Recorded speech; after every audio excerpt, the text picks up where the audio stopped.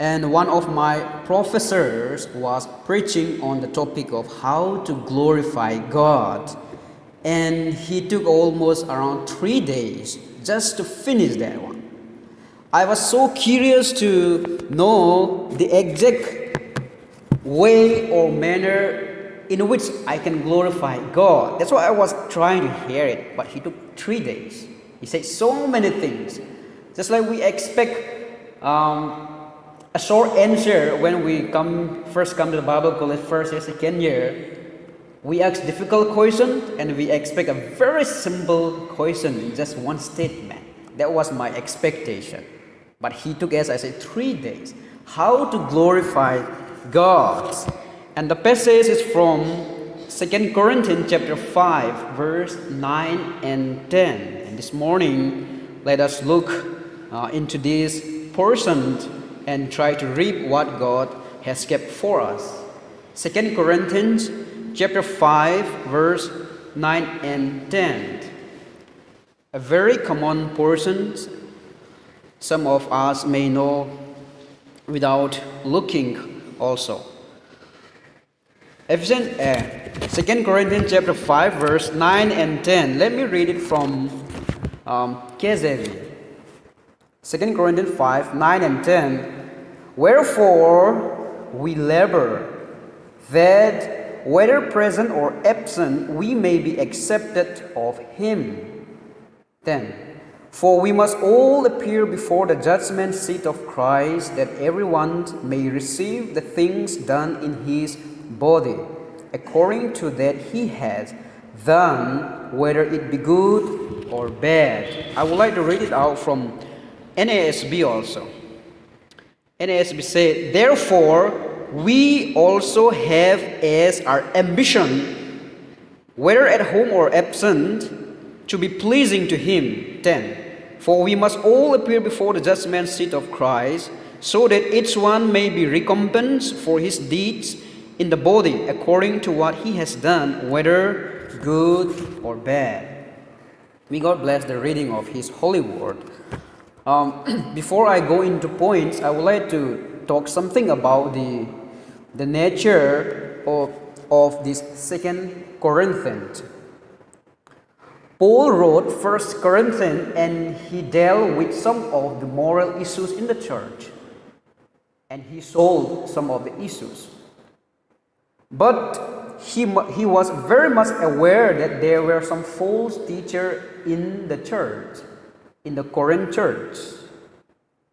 So one time he went and visited after writing the 1 Corinthians.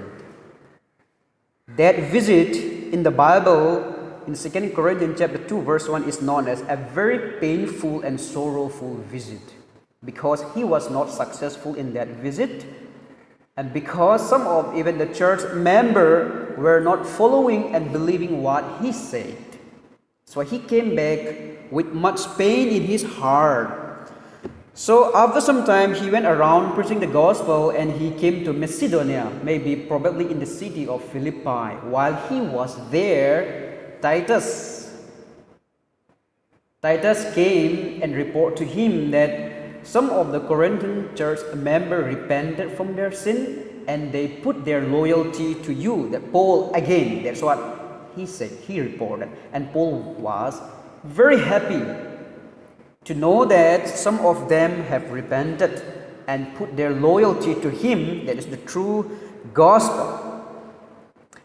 But at the same time, he was aware that, as I said before, there were some false teachers in the Corinth church. So now his main concern is those false teachers. What they did was, those false teachers said that they came from Jerusalem. Jerusalem that was the headquarters of the apostle, and the main church was there. Those teachers said they came from Corinth. They were sent by the church, and they were preaching the gospel, which is slightly different from what Paul preached. And then they discredited, means they say that Paul was not a true apostle. That's what they say to the Corinthian church believer. And then he said Paul was doing a ministry for his own benefit. That's what those false teachers say. So to respond those issues, he wrote the 2 Corinthians, where he discussed much about his apostleship and the validity of his ministry. So this morning, our portion, that chapter 5, falls into a category where he discussed much about his ministry. He said like this: the ministry that we have and I am doing is a ministry under the new covenant compared to the old covenants under the law of Moses. Now he spoke about the glory and the nature and the characteristic of that new covenant ministry. And he said that this new covenant ministry is permanent, more glorious than Moses' ministry, and it gives life, it produces righteousness, it gives hope. Therefore, since we participate in this glorious ministry, he said, therefore, we make our ambition to please God. If I'm going to summarize up to chapter 5, that's the way. So since we participate in this very glorious and heavenly ministry, the only ambition that we have, or the only ambition that I have in this ministry, even though some of the false teachers accuse me of doing things for my own benefits, my only aim in this new covenant ministry is to please God. So this morning, if I'm going to entitle my message, it will be a God-honoring ambition. A God-honoring ambition. Paul discussed his apostleship and ministry very vigorously in these books. So the first point that I would like to put forward as a God-honoring ambition is the object of the ambition. The object of the ambition. Now you will ask me, what is the object of the ambition Paul is having in the new covenant ministry? That is to please the Lord. Verse 9, he said, therefore, we also have as our ambition, whether at home or absent, to be pleasing to Him. He said this to fight against the false teacher, because the false teacher told the Corinthian believers that Paul was doing for his own benefit and for his own profit, or for the money. That is what the false teacher accused Paul, and Paul said, no, I did it to please the living God. Here, the word ambition is a combination of two Greek words. First is philo. We all know philo means love. And then the next one is timao, means I honor or I respect. So ambition is a combination of two Greek words, love and honor. Ambition simply means love of honor. Paul said, I love the honor not of myself, but the honor of the Lord. That's what he said. I love the honor of the Lord. I am ambitious to please the Lord at all expenses in my life. And he said, I made it my ambition to please God, not anybody. Ambition simply means to run after honor, to seek or to desire or to labor for honor. Now the matter is not about the ambition. The matter and the issue is about the intention and the motive and the object of the ambition. What was the object of those false teachers and prophets and apostles? The object was to please themselves and to get credit for themselves. Paul said, no, I'm not doing that one.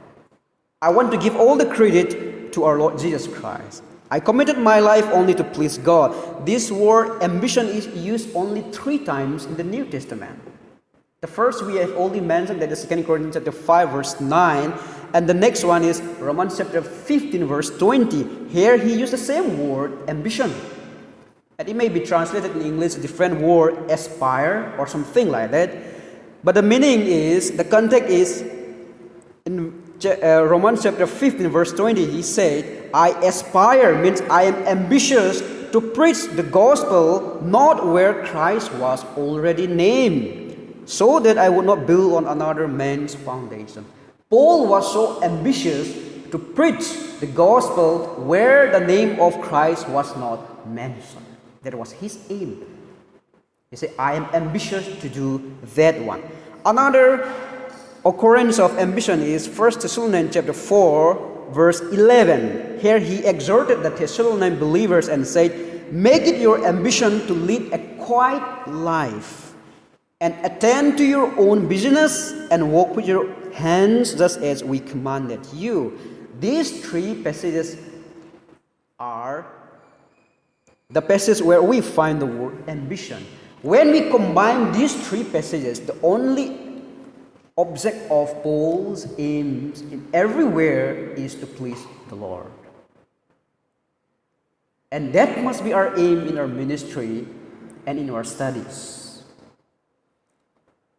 Work is a worship, I often say. Work is a worship. What is my work and what is your work as a student? That's your worship and that is your ministry. That's what we are going to give account to the Lord Jesus Christ. We must try to please God at all expenses, even in our assignments. Very small, right? One of the saddest things for me to find is when my students try to cheat me. Right? I just ask, why is it like that? What I see is so many big potentials, wonderful potentials in all of you, but the thing is, the first step is wrong. When your ambition is just to fulfill your assignment, you don't care about the step of fulfilling. Sometimes cheating, sometimes copying, sometimes doing another useless means. That's what your object is just to fulfill the requirements. No, even in your assignment, and that is your work, and that is your worship, and that is your service. And my work is my service, and my worship. And Paul said, let us try to please God in everything that we do. That is the object of the ambition in every work that we have. But at the same time, ambition is also the source of so many problems in our lives. John MacArthur said like this. Ambitions, the word was used by the Romans to refer to the politicians. Right? Politicians. They are so ambitious to get votes. Who went around for votes to get themselves elected. It was used to describe those who have no conviction, those who seek promotion at all costs, doing anything to achieve selfish ends. So, why were they doing like that? Why are they doing like that? Because they are so ambitious. If we are not careful about our ambitions, somebody say ambition is a guilt misery. It is a secret poison. Ambition is a secret poison. It is a hidden plague. It is the engineer of deceit. It is the mother of hypocrisy, the parent of envy, the original of vice, means bad habits. It is the moth of holiness, the blinder of heart. It turned medicines into maladies and remedies into disease. If we are not careful about our ambition can be so devastating in our lives. And when we get the result of that ambition, we may regret. Paul said, therefore, since I participate in the glorious ministry, since I do the glorious things, since I pursue things for the glory of God, I am ambitious only to please the Lord. That must be our aim in our ministry and in our studies. Dear students, do not try to be always number one, but try to be a good student. Good student. Marks are very important, grades are very important, but to be good student is the best. Next,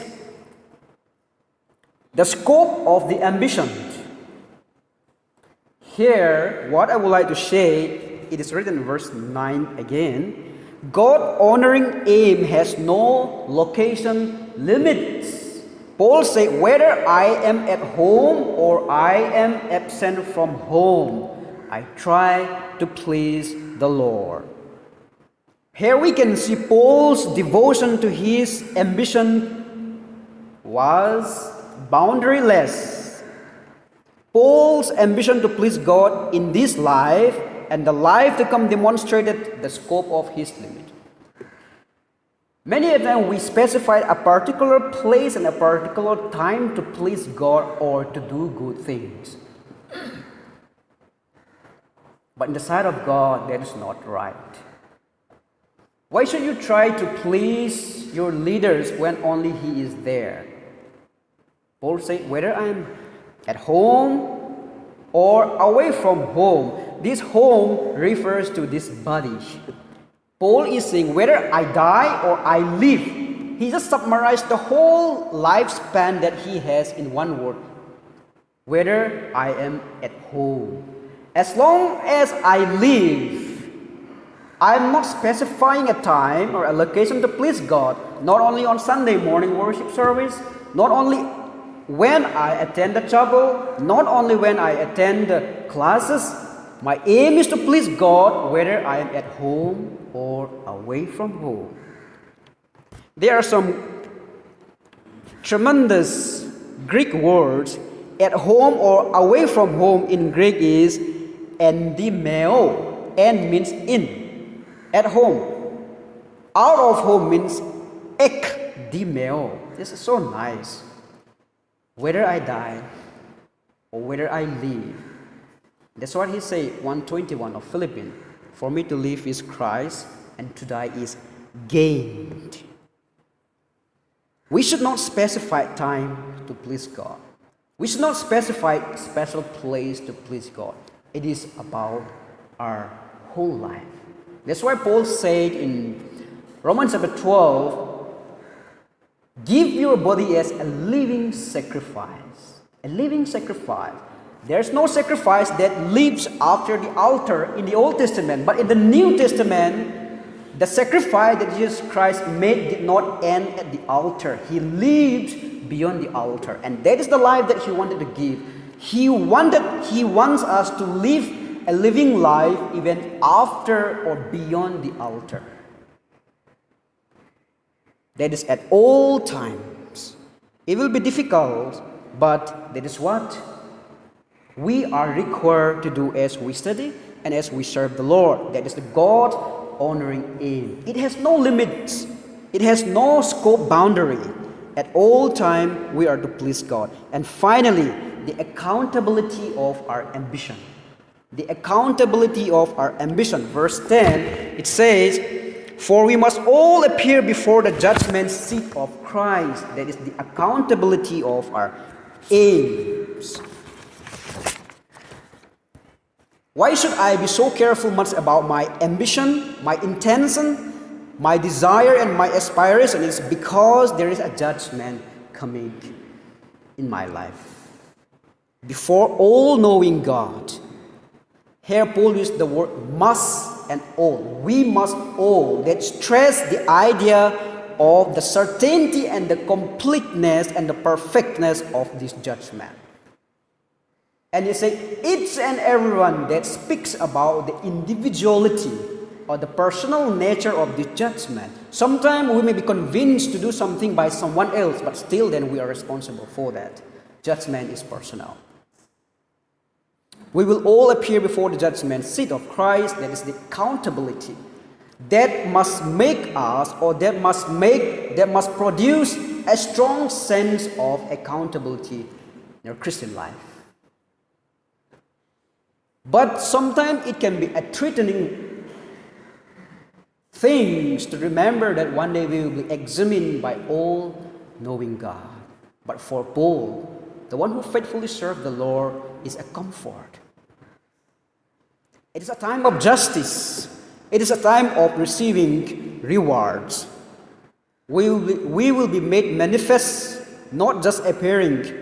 We will be laid bare, openly revealed in the full and the true reality of our own character one day. That's before the judgment seat of Christ. Sometimes we Christians are misjudged by some people or our own fellows. But the comforting thing is that on that day, Christ will reveal the whole truth. Even if we are misjudged, Christ will reveal that we are right. It was very true in the days of Paul. Some people preach and proclaim the gospel for their own benefits. They don't feel any accountable. They don't think about the judgment of God. But Paul said, the judgment of God, the knowledge of the judgment of God is my accountability in my ministry. So this morning we see the object of ambition that is just simple to please God. And the scope and the location of ambition, there is no scope, there is no limitations to please God. At all time, at all place. And lastly, the accountability. Why should we be accountable in our ministry and in our action? Because there is judgment that is coming in our lives. For the last, I would like to tell a story. A boy was learning piano, a violin, under a very reputed master. So the day came for him to have the final test along with so many other boys. As he was standing in the stage and performing, the crowd were clapping hands and appreciating the skill of that boy and all the boys. But in the corner, one boy was not smiling, not showing any satisfaction at all. And when the people were clapping hands, when the cheering sound was dying down, he saw his master standing in the corner. He was looking at the face of his master. He was not smiling because his master was not smiling at all. But after everything, after the performance, before they came down from the stage, that master saw a very relaxing smile in his face. And at that time, that boy, the one who was standing along with the boys in one corner, saw a relaxing smile and saw a great satisfaction. Here, what I would like to say is, he was putting his eyes on the master's face. He was looking for the approval of his master. And his ambition is just to get the satisfaction, the approval of the master. And when he saw the satisfaction, the approval from the face of his master, that was his joy. So in our lives, let us try to live a life that is pleasing, that is approval or that is approved by our master. May God bless the sharing of His holy word. Thank you.